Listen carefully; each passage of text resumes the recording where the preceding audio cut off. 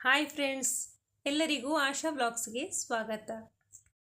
Friends, ಇವತ್ತಿನ ವ್ಲಾಗಲ್ಲಿ ಒಂದು ಆರೋಗ್ಯಕರವಾದ ಪೇರಳೆ ಚಿಗುರಿನ ತಂಬುಳಿ ರೆಸಿಪಿಯನ್ನು ನಿಮ್ಮ ಜೊತೆ ಶೇರ್ ಮಾಡ್ತಾ ಇದ್ದೇನೆ.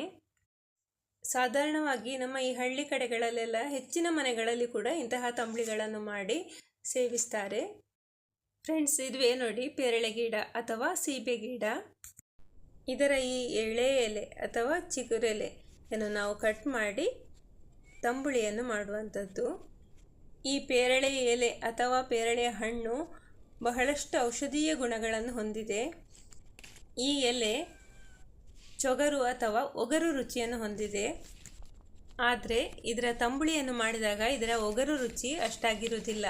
ಬದಲಾಗಿ ನಾಲಿಗೆಗೆ ಒಳ್ಳೆಯ ರುಚಿಯನ್ನು ಕೊಡ್ತದೆ, ಹಾಗೆ ಜೀರ್ಣಕ್ರಿಯೆಗೂ ಕೂಡ ಸಹಕಾರಿಯಾಗಿರ್ತದೆ. ಇವೆರಡು ನಮ್ಮ ಬೆಕ್ಕುಗಳು ನನ್ನ ಜೊತೆಗೇ ತೋಟಕ್ಕೆ ಬಂದಿದೆ. ಹಾಗೆ ಇಲ್ಲಿ ನೋಡಿ, ನಮ್ಮ ಹಸು ತೋಟದಲ್ಲಿ ಹುಲ್ಲು ಮೇಯ್ತಾ ಉಂಟು. ಮತ್ತೆ ಈ ನಮ್ಮ ಟೈಗನ ಪರಿಚಯ ನಿಮಗೆ ಇದ್ದೇ ಇದೆ ಅಲ್ವಾ? ನಮ್ಮ ಹಳೆ ಕೆಲವೊಂದು ವಿಡಿಯೋಗಳಲ್ಲಿ ಬಂದಿದ್ದಾನೆ. ಸೊ ಫ್ರೆಂಡ್ಸ್, ಈಗ ನಮಗೆ ತೋಟಕ್ಕೆ ಹೋಗಿ ಪೇರಳೆಯ ಚಿಗುರೆಲೆಯನ್ನು ಚಿವುಟಿ ತೆಕೊಂಡು ಬಂದು ತೊಳೆದು ಶುಭ್ರಗೊಳಿಸಿ ಆಯಿತು. ಈಗ ನಾವು ತಂಬುಳಿ ರೆಸಿಪಿ ಕಡೆಗೆ ಹೋಗುವ. ಪೇರಳೆ ಗಿಡ ತೋಟದಲ್ಲಿದ್ದರಿಂದ ಎಲೆಗಳು ಸ್ವಲ್ಪ ದೊಡ್ಡ ದೊಡ್ಡದಾಗಿದೆ. ಗೊಬ್ಬರ ನೀರು ಎಲ್ಲ ಚೆನ್ನಾಗಿ ಸಿಕ್ಕಿದೆ ಗಿಡಕ್ಕೆ, ಹಾಗಾಗಿ ಎಲೆ ದೊಡ್ಡದಾಗಿದೆ. ಆದರೆ ಇದು ತುಂಬ ಎಳೆಯ ಎಲೆಯೇ. ಈಗ ಫಸ್ಟ್ ನಾವು ಈ ಎಲೆಯನ್ನು ಸ್ವಲ್ಪ ಚಿಕ್ಕಕ್ಕೆ ಕಟ್ ಮಾಡಿಕೊಳ್ಬೇಕು. ಇವಾಗ ನಾನು ಒಂದು ಪಾತ್ರೆಗೆ 1-2 ಗ್ಲಾಸ್ನಷ್ಟು ನೀರನ್ನು ಹಾಕಿ ಸ್ಟವ್ ಮೇಲೆ ಕುದಿಲಿಕ್ಕೆ ಇಟ್ಟಿದ್ದೇನೆ. ಈಗ ಈ ನೀರಿಗೆ ಕಟ್ ಮಾಡಿದಂತಹ ಪೇರಳೆ ಎಲೆಯನ್ನು ಹಾಕಬೇಕು. ನಂತರ ಇದಕ್ಕೆ 2 ಬ್ಯಾಡಗೆ ಮೆಣಸು ಅಥವಾ ಕುಂಟೆ ಮೆಣಸನ್ನು ಹಾಕಬೇಕು. ಇನ್ನಿದನ್ನು ನಾವು ಚೆನ್ನಾಗಿ ಬೇಯಿಸಿಕೊಳ್ಬೇಕು. ನಾನಿವಾಗ ಸೊಪ್ಪನ್ನು ಬೇಯಲಿಕ್ಕಿಟ್ಟು 3-4 ನಿಮಿಷ ಆಯಿತು. ನೋಡಿ, ಚೆನ್ನಾಗಿ ಕುದೀತಾ ಉಂಟು. ಮತ್ತು ಸೊಪ್ಪು ಎಳೆಯದಲ್ವಾ, ಬೇಗನೆ ಬೇಯ್ತದೆ. ಈಗ ಬೆಂದಿದೆ ಇದು ನೋಡಿ. ಇನ್ನು ಗ್ಯಾಸ್ ಆಫ್ ಮಾಡುವ. ನಾನಿವಾಗ ಈ ಬೇಯಿಸಿದಂತಹ ಮೆಣಸು ಮತ್ತು ಸೊಪ್ಪನ್ನು ಒಂದು ಪ್ಲೇಟಿಗೆ ತೆಗೆದುಕೊಳ್ತಾ ಇದ್ದೇನೆ. ಯಾಕೆಂದರೆ ಇದು ಬಹಳ ಬೇಗನೆ ತಣ್ಣಗಾಗಬೇಕು ಮತ್ತು ನಾವಿಗೆ ಗ್ರೈಂಡ್ ಮಾಡಲಿಕ್ಕುಂಟು. ನಾವಿದನ್ನು ಮಿಕ್ಸಿಯಲ್ಲಿ ಗ್ರೈಂಡ್ ಮಾಡಬೇಕಿದ್ರೆ ಇದು ಬಿಸಿಯೆಲ್ಲ ಆರಿರಬೇಕು. ಇವಾಗ ನಾವು ಆಗಲೇ ಬೇಯಿಸಿಟ್ಟಂತಹ ಸೊಪ್ಪಿನ ಬಿಸಿಯೆಲ್ಲ ಆರಿ ತಣ್ಣಗಾಗಿದೆ.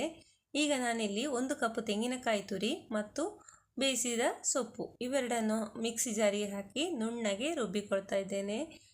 ರುಬ್ಬುವಾಗ ಎಷ್ಟು ನೀರು ಬೇಕೋ ಅಷ್ಟು ನೀರನ್ನು ಹಾಕಿಕೊಳ್ಬೇಕು. ನಾನಿಲ್ಲಿ ಇದನ್ನು ಗ್ರೈಂಡ್ ಮಾಡಲಿಕ್ಕೆ ಸೊಪ್ಪನ್ನು ಬೇಯಿಸಿದ ನೀರನ್ನೇ ಬಳಸಿಕೊಳ್ತಾ ಇದ್ದೇನೆ. ಇವಾಗ ನೋಡಿ, ಗ್ರೈಂಡ್ ಮಾಡಿ ಆಯಿತು.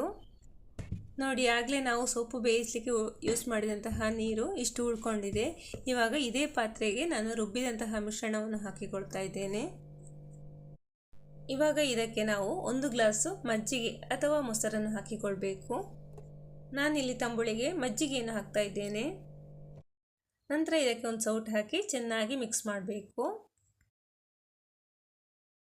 ನೆಕ್ಸ್ಟ್ ನಾವು ಇದಕ್ಕೆ ರುಚಿಗೆ ತಕ್ಕಷ್ಟು ಉಪ್ಪನ್ನು ಹಾಕಬೇಕು. ಉಪ್ಪನ್ನು ನೀವು ಬೇಕಿದ್ರೆ ಗ್ರೈಂಡ್ ಮಾಡುವಾಗ ಬೇಕಿದ್ರೂ ಹಾಕ್ಬೋದು.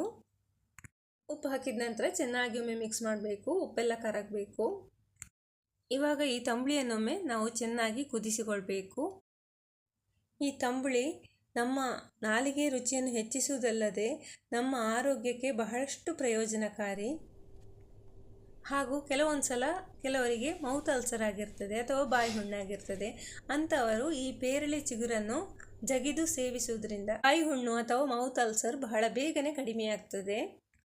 ಇವಾಗ ಇದು ಚೆನ್ನಾಗಿ ಕುದೀತಾ ಉಂಟು. ಇನ್ನು ಗ್ಯಾಸ್ ಆಫ್ ಮಾಡುವ. ಇವಾಗ ಲಾಸ್ಟಲ್ಲಿ ಒಂದು ಒಗ್ಗರಣೆ ಮಾಡುವ. ಒಗ್ಗರಣೆಗೆ ತೆಂಗಿನೆಣ್ಣೆ, ಸಾಸಿವೆ, ಮೆಣಸು ಹಾಗೂ ಕರಿಬೇವನ್ನು ಹಾಕಿ ಒಗ್ಗರಣೆಯನ್ನು ಮಾಡ್ತಾ ಇದ್ದೇನೆ. ಇವಾಗ ನಮ್ಮ ಪೇರಳೆ ಚಿಗುರಿನ ತಂಬುಳಿ ಅಥವಾ ಸೀಬೆ ಚಿಗುರಿನ ತಂಬುಳಿ ರೆಡಿಯಾಯಿತು. ಫ್ರೆಂಡ್ಸ್, ನಿಮಗೆ ಕೂಡ ಪೇರಳೆ ಚಿಗುರು ಎಲ್ಲಿಯಾದರೂ ಸಿಕ್ಕಿದರೆ ಖಂಡಿತ ಒಮ್ಮೆ ಈ ತಂಬುಳಿ ರೆಸಿಪಿಯನ್ನು ಟ್ರೈ ಮಾಡಿ. ತುಂಬ ರುಚಿಯಾಗಿರ್ತದೆ. ಫ್ರೆಂಡ್ಸ್, ಇವತ್ತಿನ ಈ ವಿಡಿಯೋ ನಿಮಗೆಲ್ಲರಿಗೂ ಇಷ್ಟ ಆಯಿತು ಅಂತ ಭಾವಿಸ್ತೇನೆ. ಇಷ್ಟ ಆದರೆ ಲೈಕ್ ಮಾಡಿ, ಶೇರ್ ಮಾಡಿ, ಹಾಗೆ ಸಬ್ಸ್ಕ್ರೈಬ್ ಕೂಡ ಮಾಡಿ. Thank you for watching. Bye.